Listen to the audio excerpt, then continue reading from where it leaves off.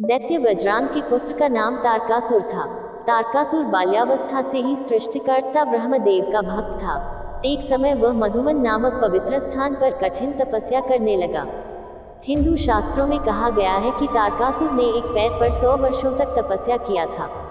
उसने केवल पानी पीकर ब्रह्मा जी को प्रसन्न करने के लिए तप किया। एक समय ऐसा भी आया जब तारकासुर ने पानी का भी त्याग कर दिया और 100 वर्षों तक जल के भीतर तपस्या की और फिर अग्नि में 100 वर्ष तक तप में लगे रहे। तत्पश्चात 100 वर्षों तक उन्होंने हाथों पर खड़े होकर उल्टा तपस्या भी की। तारकासुर के इस घोर तप से ब्रह्मांड में भूचाल आ गया, वह तीनों लोक हिलने लगा। तारकासुर के इस कठिन तपस्या से भगवान ब्रह्मा अति प्रसन्न हुए।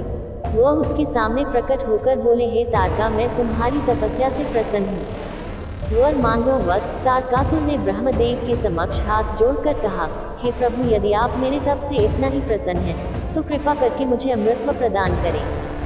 फिर ब्रह्मदेव ने तारकासुर को समझाया कि हे दैत्य कुमार, मृत्युलोक में जो जन्मा है उसकी मृत्यु अटल है, तुम कोई और वरदान मांगो।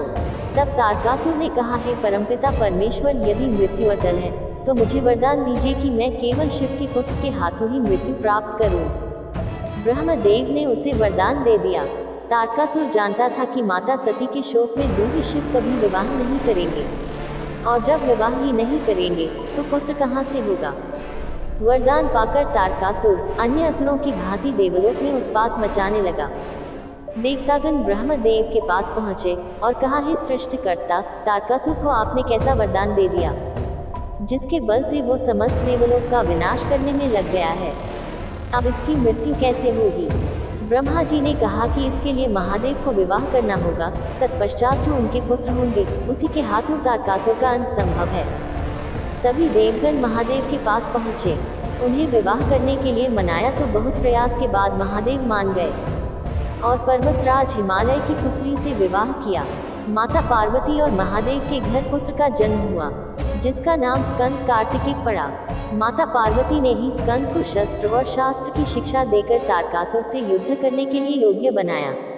कार्तिकेय और तारकासुर के बीच भीषण युद्ध हुआ और अंत में स्कंद ने राक्षसराज तारकासुर का वध कर दिया। इस प्रकार शिव कुमार कार्तिकेय ने देवताओं की रक्षा की। ये कथा सुबह अथवा संध्या में पूजा के समय अवश्य पढ़े। जय माता दी।